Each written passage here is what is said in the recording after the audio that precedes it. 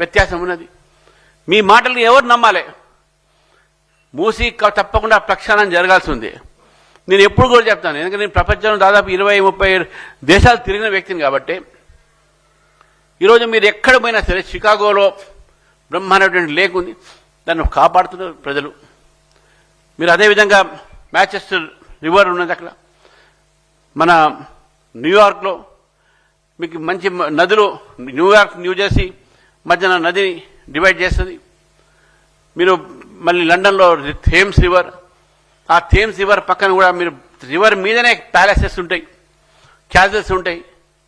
Sign river ప్యారిస్లో Eiffel టవర్తో పాటు దాని పక్కనే ప్రవహిస్తున్నటువంటి సైన్ రివర్లో షికార్లు జరుగుతూ ఉంటాయి, క్రూజీస్ ఉంటాయి దాని మీద.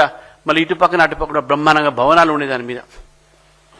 అందుకే మీరు ఏంటంటే దానికి బఫర్ జోన్ మీరు పెంచాల్సిన అవసరమే లేదు.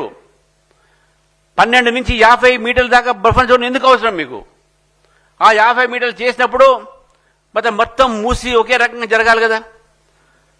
మరి అదే మీరు అక్కడ నార్సింగి దగ్గర ఒక మూసి బఫర్ జోన్, ఆ 12 మీటర్లు కూడా లేని ఒక బఫర్ జోన్లో ఈరోజు ఒక పెద్ద బిల్డరు ఒక పెద్ద ప్రాజెక్ట్ కడతా ఉన్నాడు, మూసీకు ఆనుకొని కడతా ఉన్నాడు.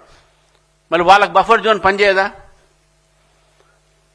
ఎక్కడైతే ఎక్స్ సర్వీస్ మెన్లు, ఎక్కడైతే మిడిల్ క్లాస్ ఫ్యామిలీస్ ఫ్లాట్ కట్టుకొని మధువన్ పార్క్ లాంటి ప్లేస్లో వాళ్ళు 12 మీటర్లు జరిగి వాళ్ళ ఒక ఇల్లు కట్టుకొని లోన్ తీసుకొని ఈఎంఐస్ కడతా ఉంటే వాళ్ళని కూడా 50 మీటర్ జోన్ బఫర్ జోన్గా ఎట్లా పంపిస్తారు మీరు?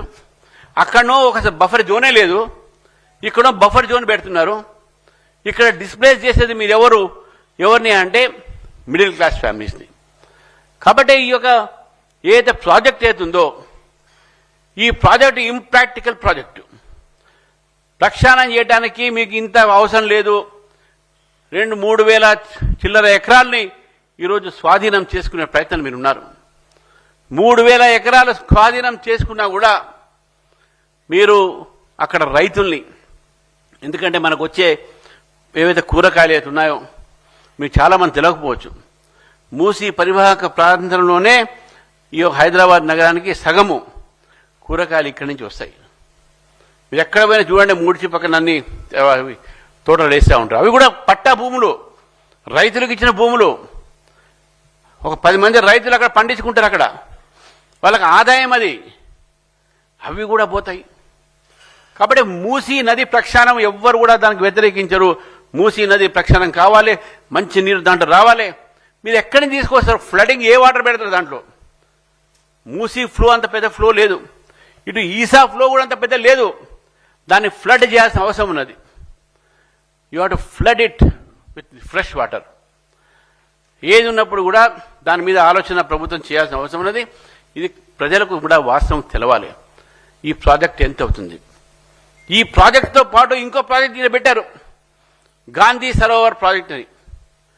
తుషార్ గాంధీ గారు, గాంధీ గారు మనోడు తుషార్ గాంధీ గారు ఫస్ట్ ట్వీట్ చేశారు, మా తాతగారి పేరు మీద మీరు ప్రాజెక్టులు కట్టి అక్కడ బీద వాళ్ళ ఇళ్ళని బేగారం చేయకండి, అక్కడ వాళ్ళని ఉండనియండి, ఆ పేరు మీద మీరు ఇంత ఖర్చు పెట్టాల్సిన అవసరం లేదు, పబ్లిక్ మనీ దండగ చేయాల్సిన అవసరం లేదని చెప్పడం జరిగింది ఈరోజు.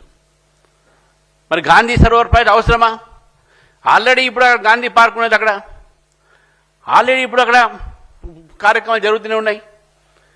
దానికి పెద్ద ఎత్తున నరేంద్ర మోదీ గారు 1000 పెడితే నేను 1200 పెడతా అని చెప్పేసి కాంపిటీషన్లో పోయి మీరు పెట్టండి, మా విగ్రహాలతో పెడితే మాకు ఎటువంటి అభ్యంతరం లేదు.